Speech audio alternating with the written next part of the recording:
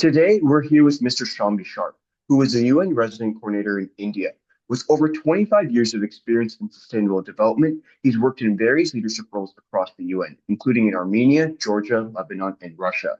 Before joining the UN, he began his career with CARE International in Zimbabwe.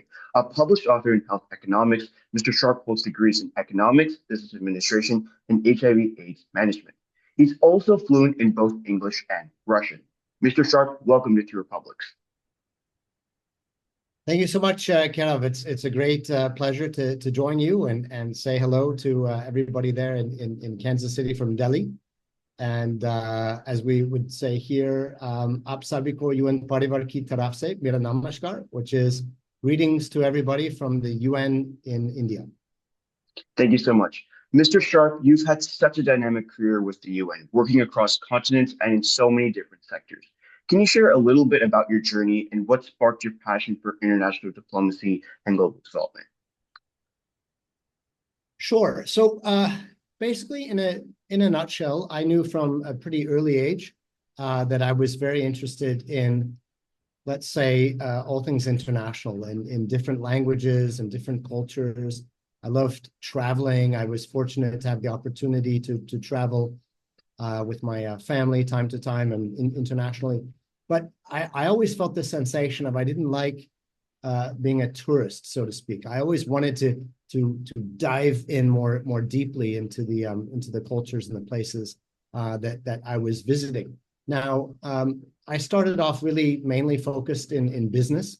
So I studied a business degree undergraduate at the University of Kansas, and I was really mainly thinking about an international business career. And I started off in advertising. That was my first sort of job. And I was working for an account in the Midwest, but an account for an international company. So my idea was to go, to get into international business, get a job client side based in Paris, sort of a thing. I had taken French before. Somehow I hadn't really heard of international development as a career option. I knew about diplomacy, State Department, Foreign Service, and about international business. And to be honest, it's when I met my future wife, and she had just returned from the U.S. Peace Corps, that I started to hear about international development. And I realized, wow, this is really, for me, this was the perfect blend of both the international, aspect, the cultures and languages and this sort of a thing, but also the ability to feel like I'm trying to give back to society each and every day. Every morning I'm waking up, where my job, the goal of my job is to help people improve their lives. So that really felt like the best fit for me. I actually made a very, at the time, very tough decision, which was to leave my career in advertising and really kind of some around me might have said, thrown that career away and move to Zimbabwe and start off basically volunteering for a year to test out the international development career path. Turns out I absolutely loved it. I worked with CARE International in Zimbabwe for 1 year. They liked what I was doing. They hired me on afterwards and ended up staying 4 years. And I realized this really is my life's passion. This is my calling. And went back to graduate school, got a master's degree in economics at Boulder, University of Colorado in Boulder, and then joined the UN, applied to the UN and joined the UN directly out of graduate school. So that was really, that was my career path in a nutshell. Since then, I've served with the UN in New York, in Moscow, in New York, in Moscow again, in Lebanon, in Georgia, Armenia, and now India. And really, it's been a fabulous, for me, it's the best job in the world, really. And I've never really looked back. But I often speak to young people in schools. I have the opportunity to try to impart the wisdom that this gray hair maybe brings. And really, the message I always convey is that it's not a cliche to follow your passions. I realized this at that certain point, that you might be reasonably successful if you're doing something you're not really passionate about. But I think the very best optimal let's say, positioning, is where you can align your passions with your career, and then you will truly be the best at what you're doing, and you'll truly be successful, no matter what it is, whether it's in business, in arts, music, you name it. Follow your passion, and success will come. That's great. You talk so much about passion. As the UN resident coordinator in India, you're at the crossroads of a rapidly developing country and global diplomacy. How would you describe India's role on the world stage right now, and what makes your contribution so vital for global peace and prosperity? Now in India, I mean, really, truly, look, let me start with a little bit bigger picture. The world is at an inflection point. On the one hand, we already knew coming into this year, we're at the halfway point to 2030. And basically, we have what's called the Sustainable Development Goals. So the world came together and agreed in 2015 on the 17 goals and all of the various targets that articulated the path that we need to be on to live in the world that we deserve and that the future generations deserve. A sustainable, inclusive, prosperous world where prosperity is shared. Now, we're halfway there, a little bit over halfway there to 2030. And unfortunately, we're very, very much behind schedule. In fact, something like 83% of the SDG targets are off track. About a third of them are actually either completely stalled or going in reverse. We see we're facing an absolute climate crisis, as the Secretary General says.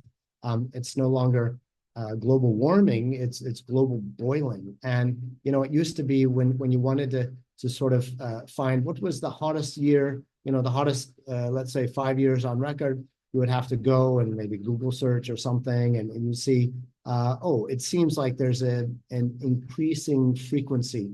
Now it's like literally the last years. Last year was the hottest.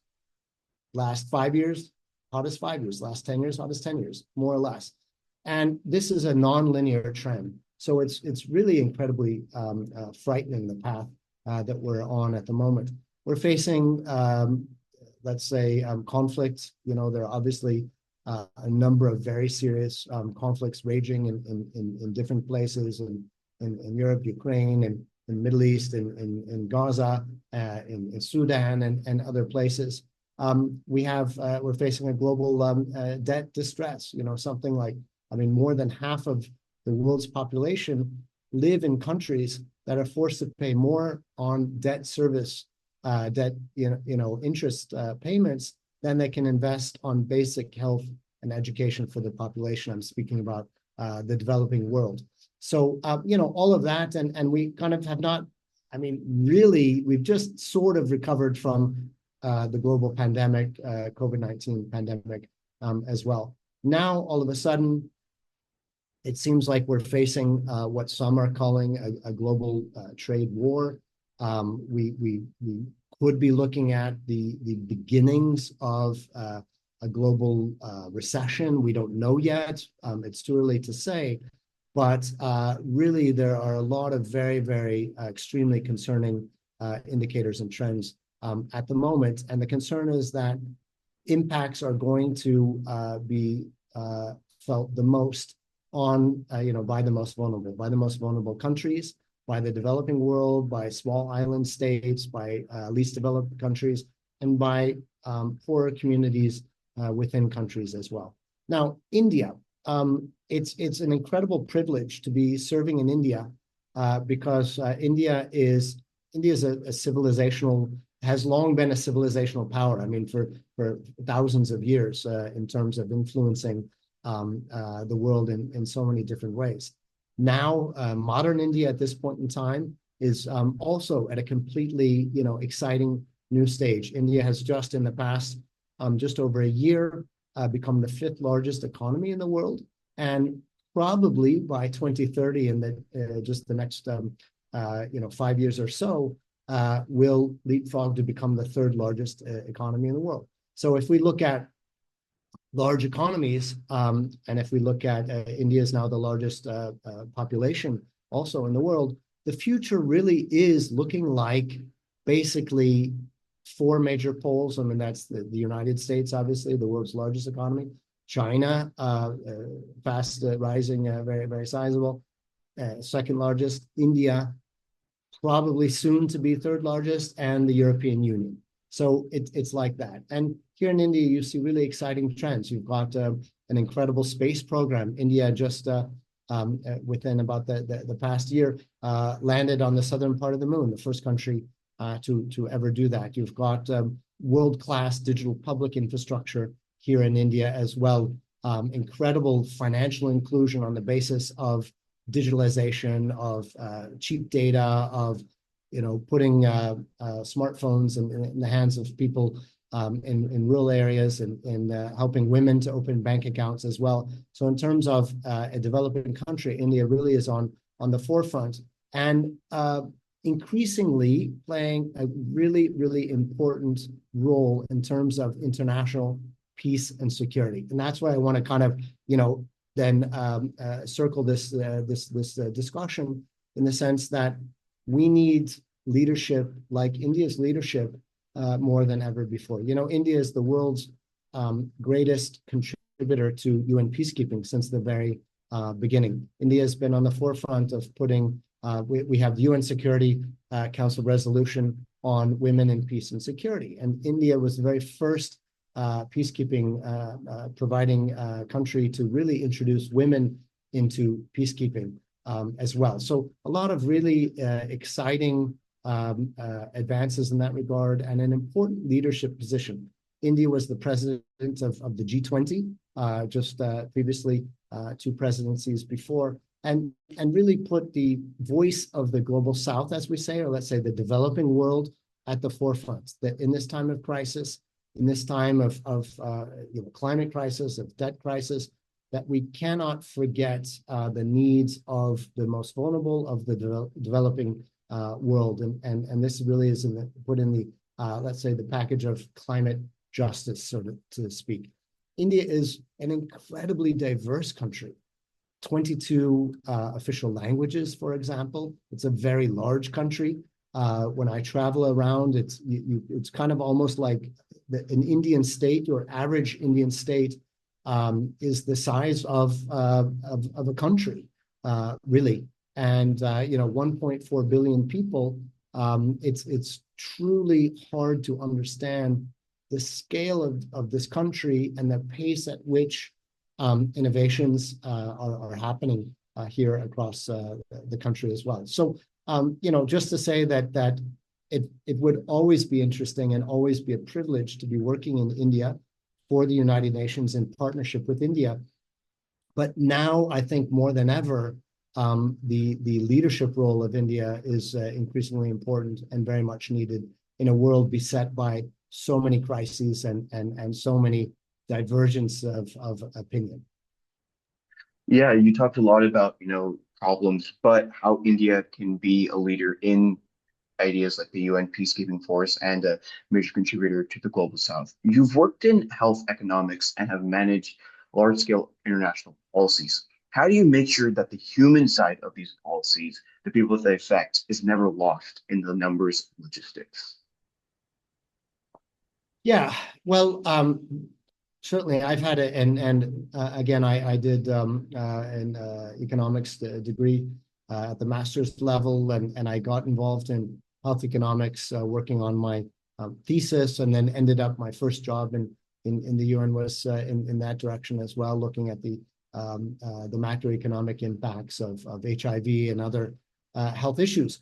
But look, fast forwarding to today, the best part of my job is that I get to travel across the country, as I've already mentioned.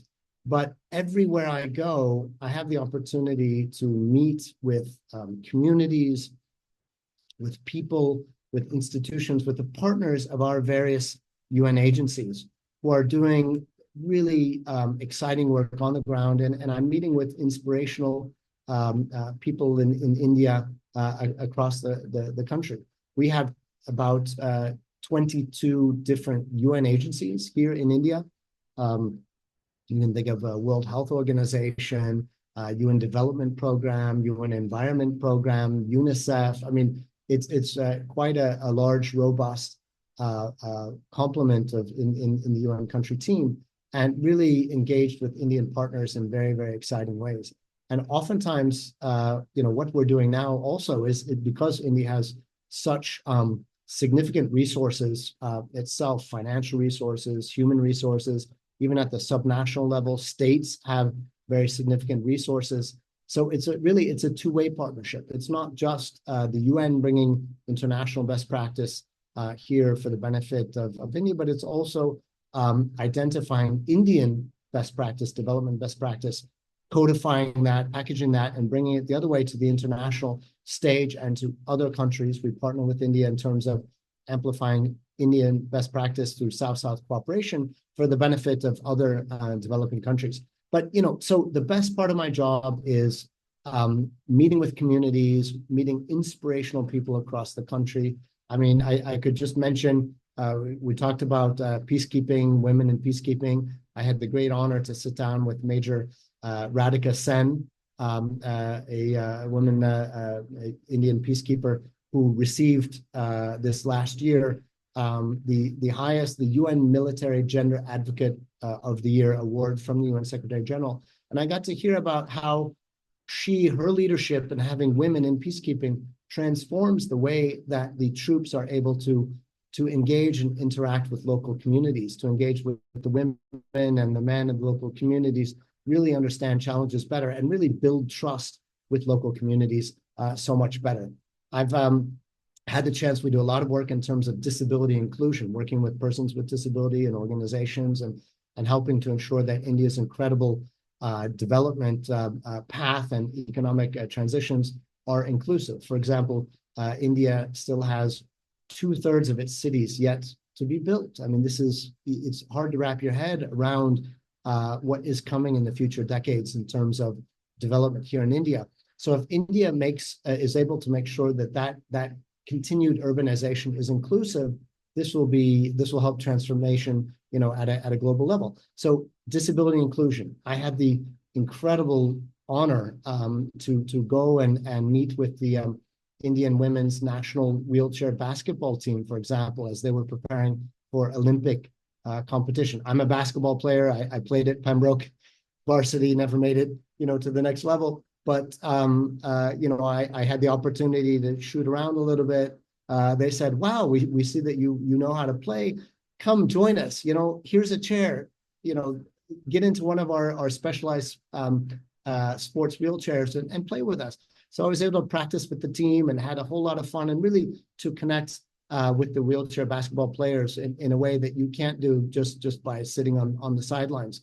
That's another example. Speaking of disability inclusion, I've had the opportunity to meet with amazing young artists here in India, artists with disabilities. For example, Aishwarya Rat is a young artist with Down syndrome who has become really a good friend of mine, and she gifted me a piece of art, and I was so just inspired by that I put it up on the wall right behind my desk, and so everybody who comes into my office, I'm able to share the story of how she has really overcome challenges and barriers, and in fact has now launched on a Bollywood career, right? So when we bring down the artificial barriers to disability inclusion, we see that there's really no limits to what everybody can contribute in terms of society. So it's engaging with real people at all levels, on the ground, all walks of life. This really is what makes my job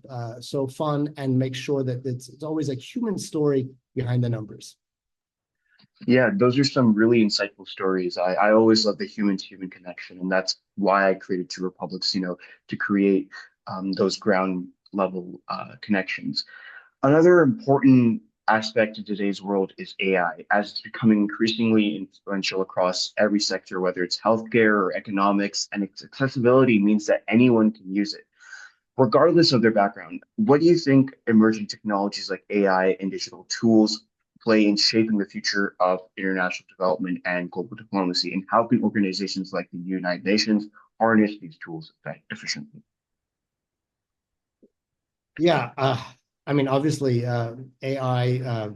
If we're having this conversation, just even a number of months ago, before ChatGPT, it might have been a bit different. But ChatGPT really grabbed everybody's attention and really woke everybody up in terms of, look, it had already been around for a long time and was already there in the background, so to speak, but really brought AI to the foreground.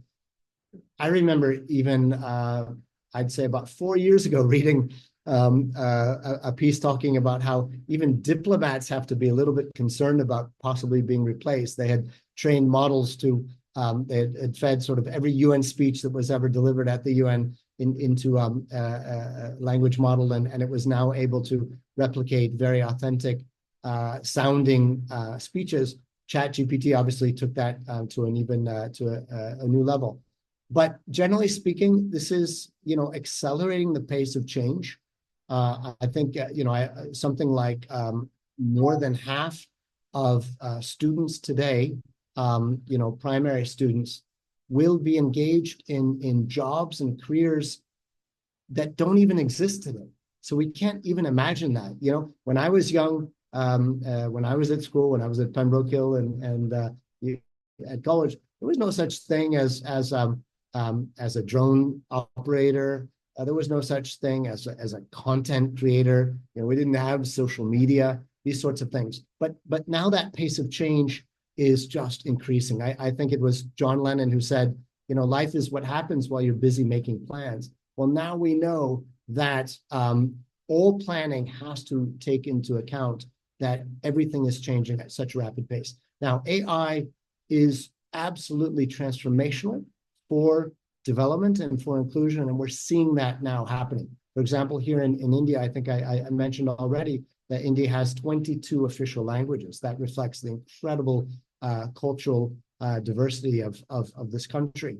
Of course, that brings some challenges, right? I mean, India has really large-scale, massive public programs around all kinds of matters of development, whether it's access to water, access to food, small, medium enterprises, access to financing. But, people need to be able to access that in their local language. Well, AI modules have completely transformed that ability. So now, you can be a low-income, smallholder, rural farmer anywhere in the country, and you can have direct access to these to the digital public infrastructure, public services in your local language through AI. And there's just so many other examples of the development applications of AI that it is really truly a game changer for helping to accelerate development across the developing world. At the same time, there are lots of risks. AI can absolutely exacerbate divisions. It can drive inequality, right? The digital divide that already exists can just be exploded as well. So the United Nations, all of the member states, 193 countries of the world, came together at the General Assembly last year in New York and agreed on all kinds of challenges, the Summit of the Future and the Pact for the Future, what we need to do to get us to 2030 and beyond.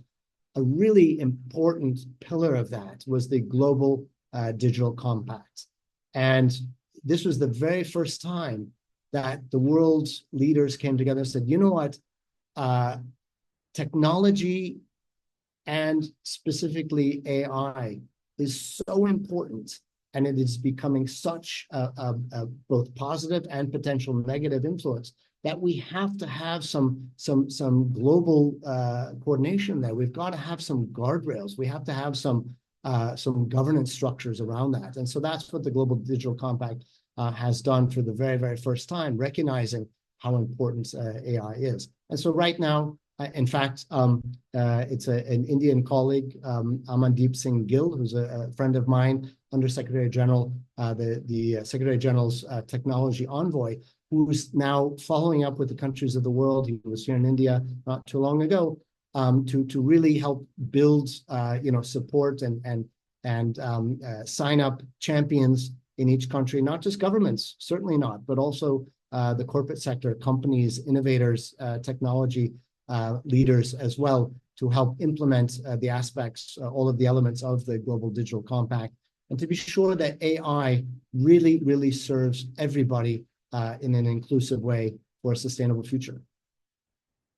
No, that's great. We talked a lot about your journey and how you got to the UN, health economics, and the human-to-human connection and AI. So, for my final question, having seen so much in this world of global diplomacy in the United Nations, what is one thing that you're most excited about when it comes to the future of international relations on a global scale? Uh, that's a big question. That's a very big question. And again, if we were having this conversation, to be frank, we're having this conversation maybe a couple of months ago, I might have given you a different answer. Right now, multilateralism, the very concept of countries and communities working together that was born out of the tragedy of the Second World War, that concept is under more stress than ever before, since really the post World War II sort of international rules-based system was evolved by the United States, in fact. So I think that now we're facing more challenges than ever before. We were facing the global pandemic. We are facing climate change. We're facing debt crisis. We're facing so many development challenges that we sort of knew about and anticipated and were really positioned to respond to. But now the potential, strains, the very, very serious strains in multilateralism is something completely at a level that we, I don't think anybody really had anticipated. So on the one hand, it's quite distressing, to be honest. But on the other hand, what's exciting is, when the going gets tough, the tough get going. This is time for young people. This is an exciting opportunity because the challenges are so great. Young people like you, Kerav, and like all of your students, classmates, to really take hold of the challenge, to really take over the reins. And I'm most excited about working with the youth generation to prepare a better future. And that's one thing that I love about being in India. India has what I like to say is the world's greatest youth generation. By that, I mean more young minds to tap for solutions than any country has ever had before. And I see that each and every day. I see young innovators coming with technology, coming with innovation, with solutions, and also nature-based solutions for climate change, for resilience, all of these things. So it does give me really a lot of hope for optimism as well. And the relationship between India and the US, for example, I think is absolutely critical. It's critical today. It's going to be critical moving forward. There's a huge amount of, there's a huge trade relationship between the two countries, just to bring this kind of the bilateral aspect a little bit there together. I think it's like something like $160 billion of trade, for example. Also, the US and India are participating in a lot of very, very important multilateral or minilateral coordination bodies. We've got, of course, in the United Nations, in the G20, there's the Quad relationship. The US is a partner in the Indian-led initiatives Coalition for Disaster Resilient Infrastructure, which is about bringing investment for developing countries who are paying the highest price for climate change, but didn't create the problem. So CDRI, that's very important. And the International Solar Alliance, which is about really accelerating our green transition, energy transition as well. So, you're sitting there in the United States, I'm sitting here in Delhi, but talking about the really quite possibly is not a more important relationship at this moment in time moving forward as well. So just to say, I'm excited about that. I'm excited about the youth generation there in the US, here in India. And as Mahatma Gandhi said that, even a single lamp dispels the deepest darkness. Martin Luther King Jr. said something similar. Darkness cannot be driven out by darkness. Only light can do that. And I think the young generation, you are the light that we need. And it's a partnership, intergenerational partnership. As I say here in Hindi, a partnership between the young generation and Jo Dil Se Young Hai, which is those of us, despite gray hair, are young at heart. That gives me hope. Yeah, no, thank you so much for touching on young generation and youth involvement. That's the core message of 2Republics. I definitely learned a lot from this interview, and I will be looking forward to more talks. Thank you so much.